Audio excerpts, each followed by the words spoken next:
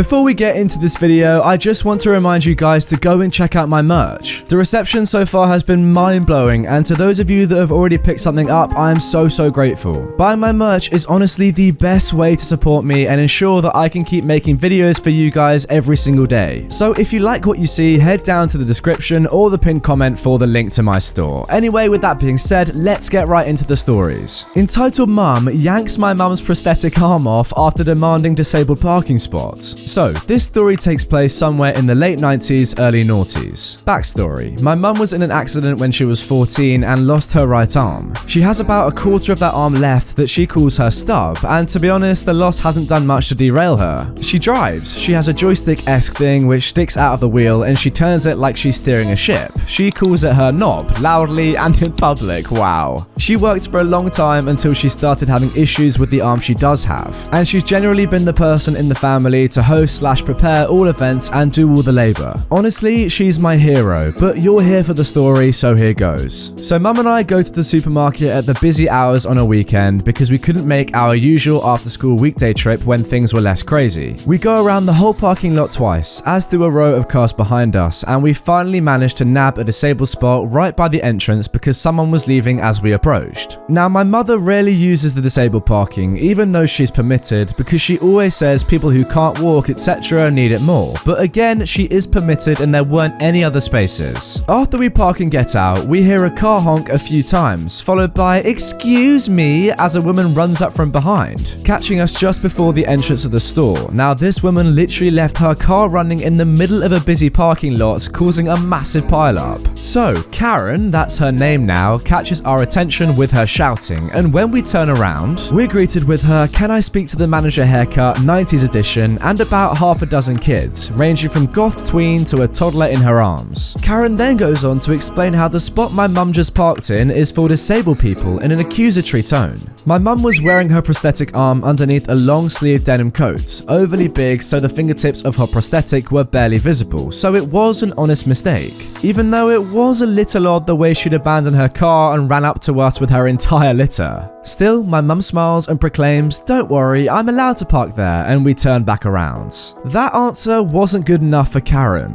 Suddenly, Karen and her kids are in front of us, and she's given the toddler to another of her children, just so she can fold her arms and pout. "As you can see," she gestures towards her kids, "I have a lot going on, and I need that spot more than you do. You only have one child." Now, I must have only been 6 or 7, but even I knew the difference between disabled parking and those spaces reserved for parents with small children. I said something along the lines of, "You need a disabled badge to park there. It doesn't matter how many kids you have," in 6 to 7-year-old lingo, and this woman took major offense. She goes off on a major rant about how being a mother of all her children was hard, how she was having an awful day, week, month, and how it's not fair that my mum, who looked perfectly fine, had tricked the government into getting a badge that lets her park in a spot that Karen should obviously have instead.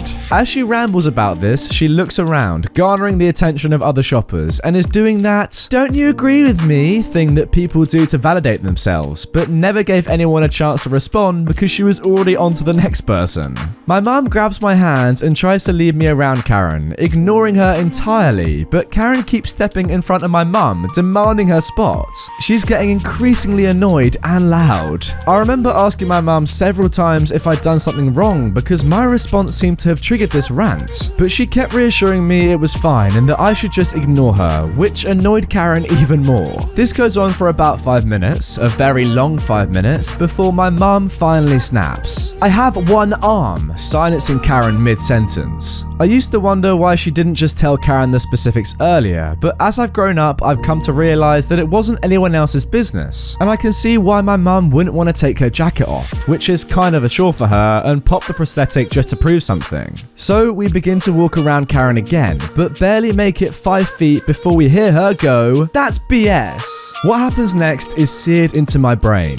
Karen storms up to my mother and tries to undress her, the denim jacket, and is just shaking and calling my mother a liar, and my mother goes into full fight to the death mode because physical altercations are obviously more intense and scary for her. She starts scratching, flailing, kicking, and even tries landing a headbutt on Karen, and as she does this, one of Karen's children attempt to jump in and help their mum, which leads to me jumping in to help mine, and suddenly I'm brawling with her kids. This couldn't have lasted longer than 30 seconds. It was enough time for people to stop and gather, but not enough for anyone to react or put a stop to it. I can't imagine what it must have looked like. Two women in their 30s fighting as their children do the same by them. But it all came to a stop when, somehow, Karen manages to yank my mum's denim jacket from her and off pops her prosthetic with it, crashing to the ground and resulting in a universal gasp that shook the entire parking lot. Okay, exaggeration, but it was definitely a moment. All that's left on my mum's arm at this point is the suction pad and sharp nail-like hook that slots into the prosthetic. It looks like a blade sticking out of her stub, and without missing a beat, my mum raises it to Karen and in a sarcastic tone goes, "Come on then." I wish I was old enough at the time to realize how hilarious that was. A woman from the crowd that had gathered around her stormed into our little fight circle and picked my mum's arm up and handed it to her, before going off on Karen, who looked smaller than 7-year-old me at that point. People start shouting to get security, etc., and Karen rallies her spawn and they all run for her car. I still remember her kids yelling for her not to leave them because only her oldest could keep up with her running away as the rest trailed behind. I've got such an amazing image in my head now of Karen just running away from all her kids. My mum was visibly shaken by the incident but wanted to save face for me and the crowd that was suddenly hounding us. She insists she's fine, doesn't want the police, doesn't want the fuss, and we go about our shop. When we got to the checkout about 20 to 30 minutes later, a few of the people that had witnessed the whole thing had gathered and insisted they pay for my mum's shop, which she reluctantly accepted. Then they helped us take all the shopping out to the car, and when we got home, my mum tells me she doesn't want me getting into any fights ever again. Then she lets me have way too many donuts. P.S. To clarify, my mum absolutely cannot stand having her one arm restrained in any way. Grabbing her wrist/hand is a huge no-go. It freaks her out and all logic goes out the window. Please don't think too poorly of her getting quick to anger and violence in this situation, because she's honestly the most level-headed and sweetest person in any other circumstance. Now, just to answer a few questions. 1. Did Karen get arrested? No, the police were never called. 2. Why didn't your mum beat her with the prosthetic? Probably didn't think of it in the moment, but she beat my dad with it after he had an affair. What? Oh my god.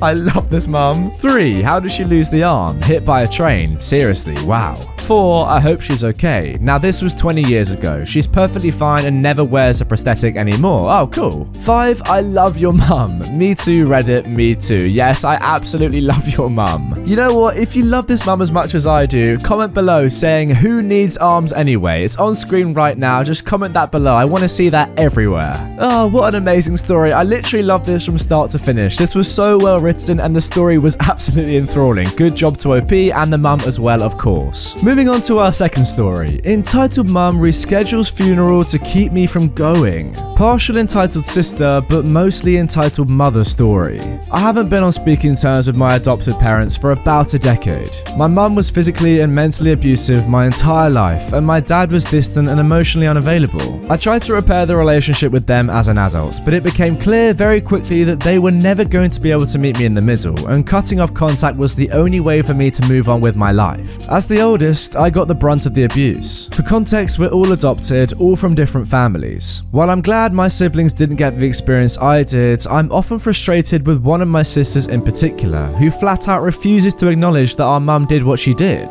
despite what me or our other siblings had to say about it. This sister is the favourite and the blank slate our mum has been able to project all her dreams onto, so this is not likely to ever change. And hey, she makes it work for her in the form of financial support, so good for her. A few years ago, I was at work, and this sister texted me to tell me our grandpa had died. It wasn't a surprise, but it was still devastating. I was extremely close to my grandparents, and my grandpa in particular. He and my grandma are probably the sole reason I'm a functional human being today. Spending time with them as a kid was the only refuge I had from home. I asked my sister for some details. It was a Wednesday and the funeral was going to be Friday or Saturday. They were just getting the last details together. I asked her if she was sure. She said yes. The funeral was going to be one of those 2 days. She was absolutely sure. She'd been taking care of the planning with our mum. I asked her not to tell our mum that I was going to be coming. I knew it would cause drama and I wasn't looking to be disruptive. I figured I could stay in the back, say my goodbyes and slip out. My sister exploded at me. Apparently our grandpa dying didn't warrant a phone call, but asking her not to say anything to our mum did. She screamed at me that I was being ridiculous, that our mum wanted me there and already knew that my sister was talking to me. I was the reason that we couldn't be a family. I needed to let it go. There was no real point in arguing, and since my mum knew I was coming anyway, I didn't have much choice but to suck it up. I'd hoped that since she knew how close my grandpa and I had been, she could maybe be reasonable and civil for a day. I hung up on my sister and got things in place to make the drive down. I lived 10 hours north of where the funeral was going to be, and if I wanted to get there in time, it meant leaving first thing the next day so I could be there before Friday. The drive down goes through some mountains, and I put my phone in airplane mode to use it for music. It skips otherwise, hitching when it tries to find a connection, and stopped for food about 7 hours in. When I took my phone out of airplane mode and checked my messages, there was a text from my sister telling me that our mum had changed her mind. The funeral was going to be next Wednesday afternoon. It had been a fight to get the days off I'd managed. My boss wasn't going to give me more time. I was stuck and I had no choice but to turn around and go home. I turned around and drove the 7 hours home and had a few shots in my grandpa's name and passed out. He knew how I felt about him and our mum can't take that. Oh my goodness me, what a sad story. OP, first of all, I'm so sorry for your loss, but second of all, and maybe more importantly, I'm so sorry that your adopted family is so horrible. Oh my goodness me, that is just... After the highs of the first story, that has put me in a lower mood, that is for sure. But hey, I guess that's what you get with this subreddit. Some stories are absolutely hilarious and some are really deeply troubling. Anyway guys, that is going to do it for this video. I really hope you guys have enjoyed it. If you didn't know, I am currently uploading 2 videos every single day, so you may have missed my earlier upload. If you did, click the link on screen to go and watch it right now. I think it is so funny. I really hope you guys agree. Anyway, with that being said, I'll see you all tomorrow with 2 more Reddit videos.